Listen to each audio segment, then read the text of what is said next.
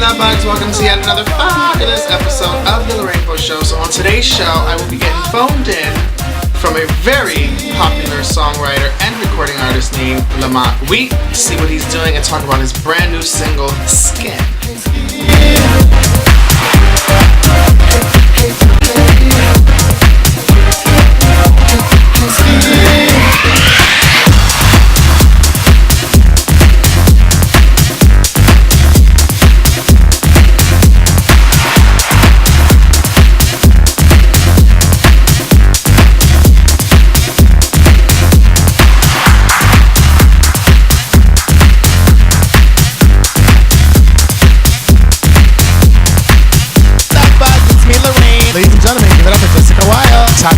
She was on RuPaul's Drag Race. This is Miss Grace Station, Savannah Rivers, Hallelujah. This is Boots, Bianca DeBois. I'm Miss Chastity, Gina DeVelpa. Jasmine Stein. I'm Essence. Morgana Deluxe. Time to get real. Hey everyone, welcome back. So joining me via phone, live, all the way. Lamont, where are you calling from? Texas? Yeah, I'm in Texas. Okay.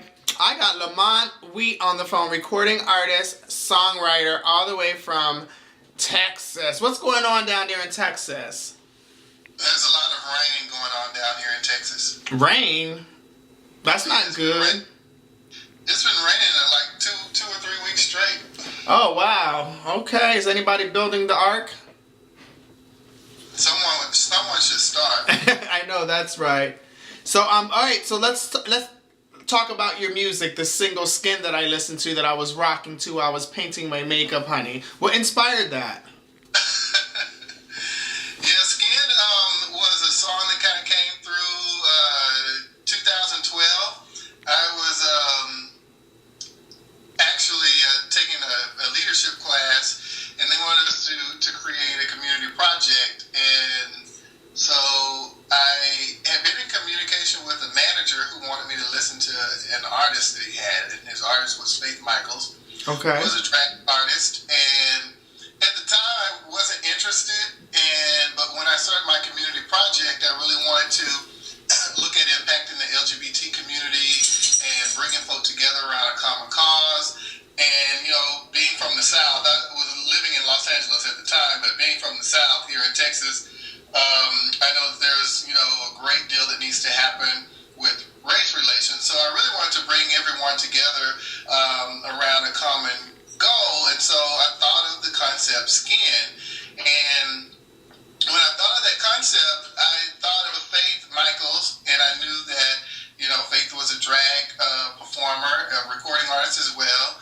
And, you know, I thought about, you know, others who I know who perform. And, you know, I thought, you know, these people, folks see them as this persona, and they think that that is all that there is, and there's more than the persona that you get. And so I thought of the concept of that being like a skin that we all see. I think I was a little turned off by the music because it was music of a drag artist, and that's not, you know, the genre or what I do. And so I was disassociating myself because of that, if you will, skin.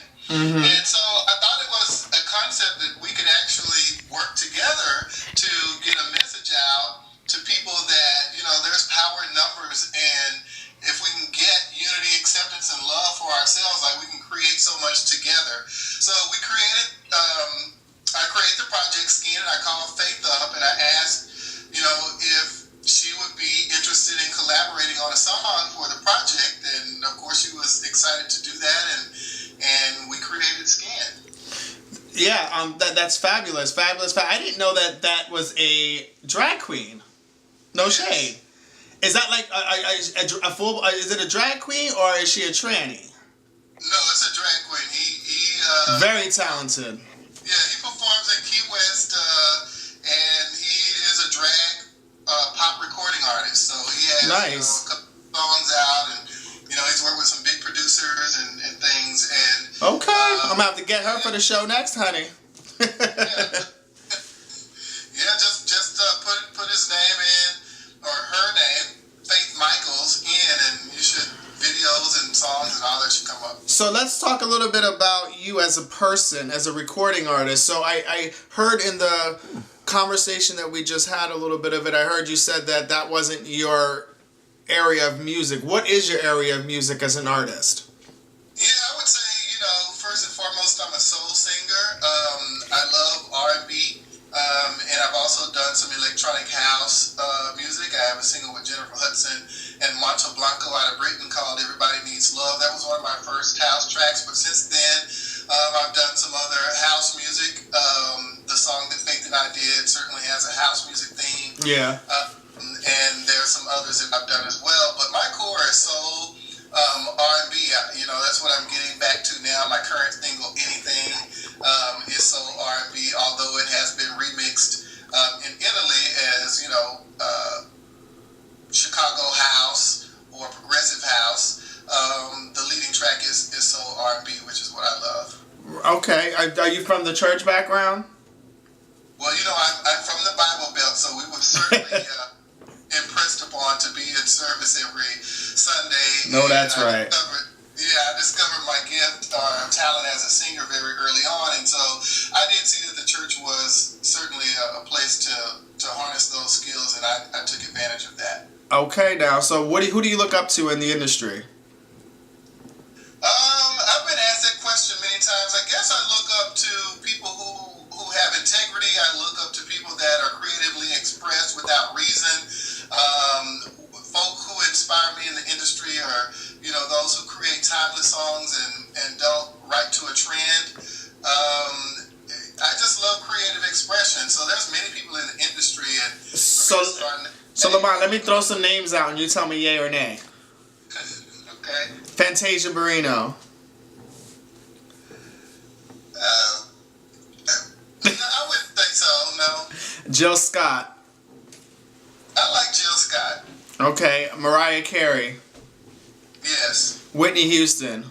Yes. Celine Dion. Yes. Okay. How about Kelly Clarkson? She's a good vocalist. I like her. Christina Aguilera. The same. Pink. The same. Now, come on. This Pink can't be the same. No, I'm just kidding. How about, let's go into Jennifer Hudson. Of course. We have the single together. Right. And what I like about Jennifer is her tenacity. I like her perseverance. We all know that she had a triumphant opportunity with the Oscars and then, experienced great loss and, still has been able to maintain sanity in the industry, which, can chew you up and spit you out. So I have a lot of admiration for her. Right, absolutely. I agree. That whole tragedy happened on my birthday, and I remember like it was yesterday, and it gets reminded to me every time that my birthday comes. And I have a great respect for Jennifer Hudson as well. I think that she's one of the underdogs from that reality show that actually came on top and is still continuing to do her thing. And I just wish she wouldn't have lost all that weight, though, I have to be honest. But she's still a phenomenal vocalist. So any Christian like Mary Mary, Yolanda Adams, CeCe Winning, Donnie McKirkland, any of those people within that radar of that you look up to? Or? What I would say is, I started out singing gospel actually straight after high school, and I toured the nation singing gospel, and I actually sang with most of those names that you called out. If there were anyone if there's one person in gospel music that I look up to, using your phrase, or that I really admire, would be Daryl Coley. And I used to sing a lot of his music when I was, learning my own voice. So it's so funny that you say that, and I was thinking in the back of my head, and I was going to say Daryl. When I was in LA, I had an opportunity to work with Daryl a lot, and his children are really, really good friends of mine, and I love Mr. Coley. He's been around. I think that he's amazing. Actually, the hairstylist, Shalana Adams, who used to do all of the girls' hair, introduced me to Daryl, I would say, probably 10 years ago at a party. And I had no idea who he was because I grew up in more of the Catholic religion. But when I learned who Daryl was and they actually put his music on and I grew older into my own spirituality and I started listening to gospel music and more Christian music and, all of that other stuff, and went to a Baptist church, I says, Daryl is a force to be reckoned with. He is legendary in that industry of gospel, and absolutely is. And to this day, I check in on him every now and then. His kids, T-Son is trying to write music now, following after his dad's footsteps. So yeah, I would agree with you on the Daryl Coley. High five. You won my vote on that one. One of the things that I remember about Daryl Coley is, I didn't sing for many years. When I was about 6 years old, I sang in a pre-K graduation, and I overheard some ladies, kind of saying I sounded like a little girl. And so for about 10 years, I took that to heart, and I knew I was gay. I knew I was different. I knew that wasn't accepted. And so to overhear grown women, right, almost outing me because I was singing, so I associated that in my own mind. I didn't sing for about 10 years. I started singing again at 17, and Daryl Coley was one of the first persons that came into my awareness of someone I aspired, a male voice that I aspired to emulate. And I can remember being at Six Flags and he was performing, and I had heard a song on the way to Six Flags. I think it was one of the, I can't think of the name right now, but He That Dwelleth was the song, and I thought that it was a lady singing the song, and I was like, wow, this lady has a phenomenal voice. Right. When we got to Six Flags, he was in concert with DFW Mass Choir, and I heard the voice, and I wanted to see who the lady was, and it was him. In his pink shirt, huh? And so from that point, I was like, oh my God, his voice was so phenomenal. And then I remember seeing him singing with Michael Jackson. Yes. They tribute, and they did a Free Willy, the Free Willy Yes. song together. And I mean, I was a fan from that point on. That was like in the 80s. Yeah. See, folk like us understand the 80s. These new day queens, honey, and people, I'm still trying to understand. They need to know their history. But no, I listen to your music. How is it as being a gay artist in this industry? Because me being, a drag queen and, a media personality, I know what the backlash I get for what I have to say and the things that I do. How is it being a gay artist coming from that religious background and really having that soulful sound and soulful voice? Is it as troublesome as one would think, or now that we're in 2015, people are starting to recognize and realize that it's about the talent, not about the sexual orientation?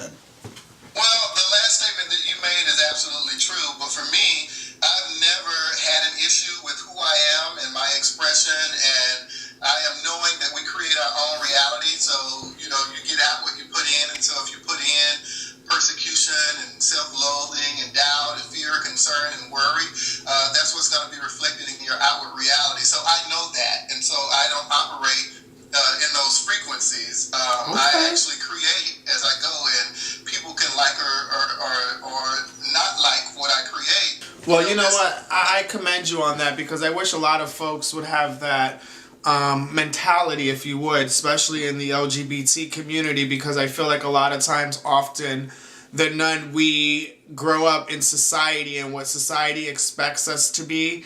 And it's hard, especially when you have a gift and a talent that is so mainstreamed as music, where everybody has this, stereotype that, if you're gay or if you're a lesbian or if you're transgender or a drag queen for that matter, that, the talent's not there. So I commend all artists that actually have that drive, will, and strength to go and pursue a career as an open artist, because then you have those, that are in the closet that get outed every now and then, the mega superstars, and I'm sure we can go on and on and on about that.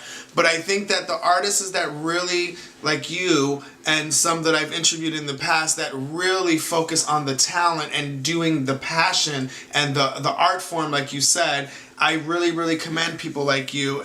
And I think that it's a good thing, and I would say don't ever stop. Don't ever stop. Continue to shoot for the moon, and if you don't reach it, you'll land in the stars, is what I was always told. Yeah, I think if people can learn to love themselves, then I think, that whole hiding behind the veil, the veil dissolves, because when you love who you are, you're going to express your passion.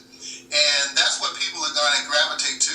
Those who don't accept who you are, truth of the matter is they're not accepting of themselves, or they have a belief that they're holding onto that's limiting them from what they could experience in life. And so when you know that, then you create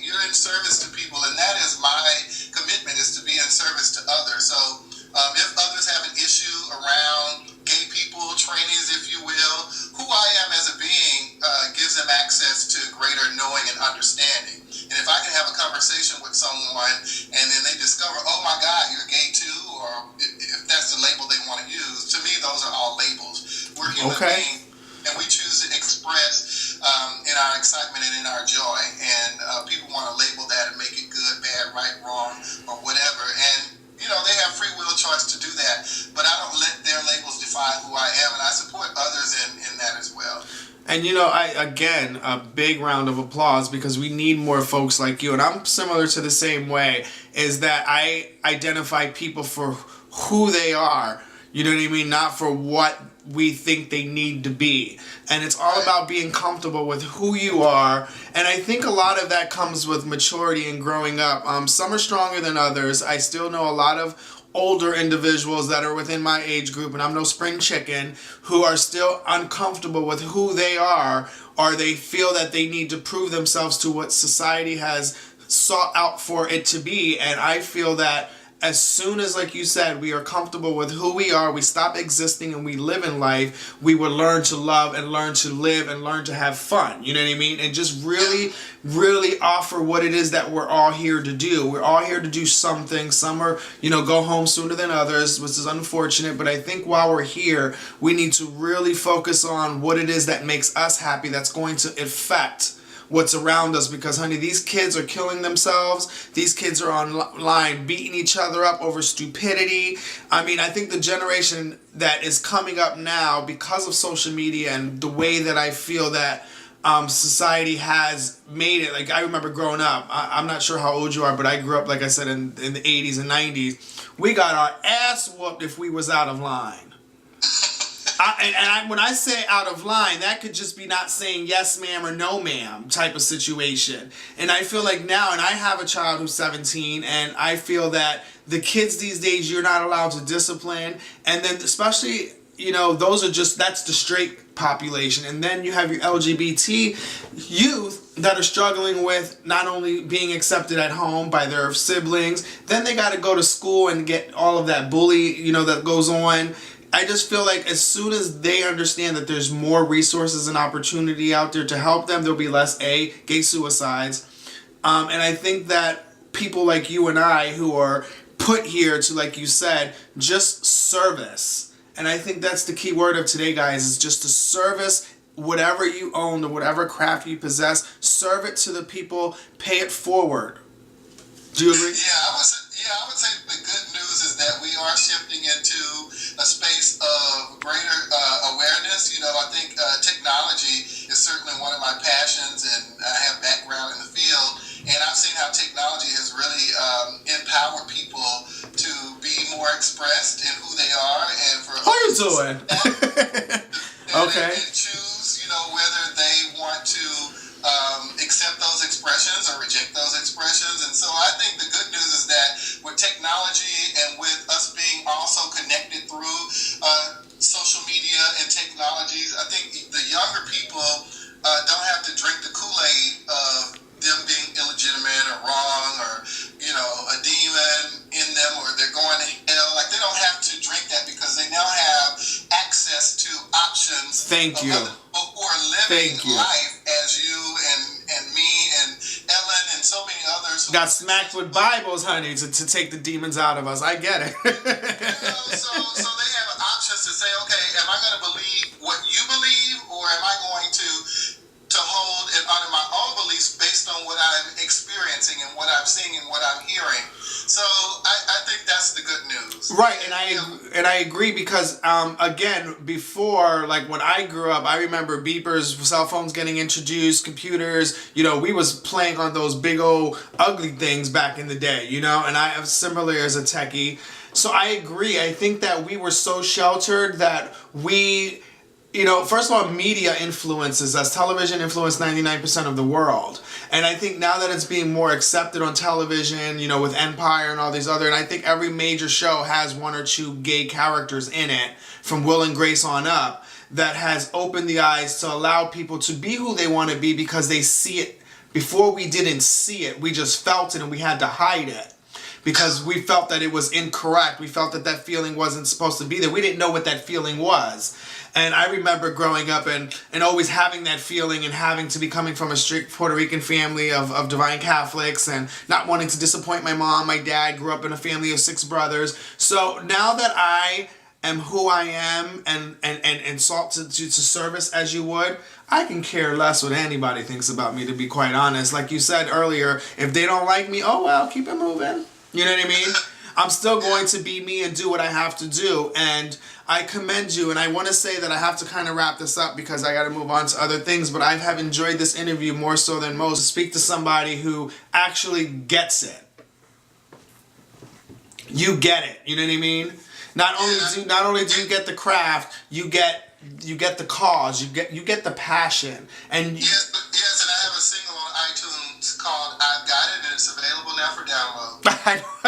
I know I was gonna get to that before I hung up. I wasn't gonna be that shady. I was gonna. So listen, tell me everybody, where they can find your music. B, I want to know what your favorite song is and what. Out of all of the songs that you've recorded, what song do you recommend for everybody to get to represent you as a person? And what is the best song that you think that can, kind of give you that to your new fan base that you're about to be introduced to? Yeah, so people can follow me on Twitter I keep it real this season, so I'm going to let you know what just happened. My tape ran out because my camera guy didn't warn us when we was into this great conversation, and he was giving the information that you guys are seeking. So, Lamont, I apologize for the camera dying, honey, or the unfull battery, honey, or whatever you want to call it today. Go ahead, pick up where you left off, darling. Yes, we don't put the devil under our feet. Oh, listen, not today, Satan. Yeah, so folks can follow me on Twitter at Lamont Wheat, LamontWheat, and also on Facebook /Lamont Wheat or Lamont Music. And all of my music is available on iTunes. You asked me which song best represents who I am, all of them. Oh, okay. I would have to say Still Standing is jumping out to me now. Still Standing is a song that I recorded with Shirley Ralph, the original Dream Girl, and I also released on World AIDS Day as a tribute to AIDS. You know what? Hold on. I'm going to have to cut you off here, Lamont. I really can't stand you right now. I produced her Diva Simply Live when RuPaul and Natalie Cole. I was one of the producers of that. And Shirley Ralph, I live for, is one of my really, really close friends. Okay, great. And you worked with her too? We got a lot in common. Great. Well, she has recorded a version of my song, Still Standing. You can find it on her website. Right. But I would recommend that song because it is a song of truth for most of us. And I would actually say all of us, that we're all standing for something. And we can accomplish more together than we can divided. So I would say if you go to iTunes and download Still Standing, it's for a great cause. Okay, and then is there any other place that are you on Amazon? Are you other online distribution outlets, or just iTunes is the best place for them to find you? Yeah, I think iTunes is the best, but I'm on pretty much all the medias that are out there. Okay, so let's talk about this quick walk that you're doing in March. Yeah, so Art Plus Walk is Restore Project US. We restore neglected communities within cities, working with residents, city leadership, and nonprofits. Our first fundraiser this year is going to be Art Plus Walk, which is a 5K walk for the community that we are focused on improving, which is Dansby Village here in Kilgore. And our intention is to create a template that can support communities across the nation who really need to be reconnected with their city council, their mayor, understand what their city budget is, and get things flowing in their community. They can reach out to us through info@rpluswalk.org. That's rpuswalk.org. Let us know about their community, and we can start the fundraising initiatives and reconnecting them to leadership to get their communities flowing and working again. So we're excited about that. Our walk is going to be here in Kilgore, March 28th, at the world's richest acre. Is this Kilgore, Texas? You're absolutely correct. Okay. Well, honey, I don't live in Texas, or I would join you, honey, but I'll send my love. No, I'm going to definitely promote that. Send me some information. I would love to definitely be a part and send that. And, in the future, have a possibility of collaborating with you on a whole bunch of different things that I do. I tried the music thing. I worked with a producer. I'm not really musically talented as most, you know what I mean? He just thought it would be fun. I feel my gift and calling is, being behind the camera and try to look drop dead gorgeous and promote and give positive messages out there. Yeah, well, there's an opportunity for you that came to mind when I saw what you're doing. I'm actually on the board of directors for the Lavender Event, which is an organization to advance LGBTQ culture and history. We're based in Los Angeles, and we actually are growing across the nation, so this might be an opportunity. We have an oral history project where we interview successful and accomplished LGBTQ people, and we're incorporating these videos into school curriculum so that people can be educated about what we've accomplished as a people. Okay, how you doing? Anything for the youth? No, I would definitely love to know more about that and collaborate with you. And I'm also going to introduce you to another business associate of mine that I work with over here. He has a publication company. He has a book that he's released. It's, you know, he's doing really good. It's an LGBT book. His name is Lewis. So I think he would be a great collaboration with you as well. And I'm all about kind of spreading, you know, it's all about networking. You lived in LA. I lived in LA for a very long time, you know, and I've been there, I've done it, had a whole lot of fun doing it. So you understand the networking process. Now it's about taking the time to take me and my passion to where I need to go instead of, you know, doing it for other people, which I don't mind doing because that's what it is, but it's about taking that same energy that I put into a lot of the independent artists that I worked with, a lot of, you know, just artists in general that I worked with, you know, like Cheryl, Jackie, Jennifer Lewis, Loretta Devine. I've worked with a lot of old Hollywood, and I love them because they were real to me. They weren't shady, you know what I mean? And that's why I have that connection with them, and I feel like I'm an older soul. And I've done a lot of work, you know, even with, you know, so like I said, it's neither near here or there. Now it's about me trying to focus on, honey, I want to be a drag queen, and I want to be a talk show host, and I want to do what I want to do, so I'm going to do what I need to do, you know what I mean? What I would recommend to you is drop the word want and say that you're being. Okay. Yeah, Satan's a lie, I'm trying to tell you. Where we going to put Satan at? He's under our feet. Okay, how you doing? And you know, and you like so remind me of another individual that was in my past named Mr. Pendleton. I used to work for him. He's in the film industry. He's so just like you. It's about claiming it and very articulate on the words of choice that he uses. And I do need to learn that, and I am still learning, and I learn every day, guys. Don't think that I don't. Every interview that I have, I learn a lot of things, a lot of different things. I continue to strive to be, you know, as great as Oprah and all the great interviewees out there. Well, this is what's true, Lorraine, is if you realize that we are the creators of our reality, everything that we think and speak, we are creating it as so. And we're living into the future of it. So if you say that you are trying, then you will always be trying. So if you say that you want, then you're going to always want. So you have to actually be it in the moment now. And did I say want and try? I think that you didn't hear me correctly. No, I'm just giving an No, I know, and I'm going to correct that. I'm going to correct that. I am a fierce host. Yes. No, but I want to thank you for taking this interview with me. It's been quite educational for me. I look forward to listening to more of your products that you're going to put out there, whether it's music, film, television, whatever it is within your being to serve the community and do what you do. I'm looking forward to collaborating with you in the future, and we will definitely be in touch. Let's wrap this up and say one last thing to all of the love bugs out there that are watching this interview today. Yes, well, thank you so much for having me, and this has been good, clean fun. Be enjoy. Okay. He said be enjoy, so I want you guys to check out Lamont Wheat on all those fabulous places that I'm going to be having up behind me or on the side of me or to the left of me or wherever it's going to get put in during editing. But definitely check him out, buy his music, support the cause, and definitely follow, share, and share the love. Thank you guys for watching. This is Lorraine Bowe, and I will see you next week.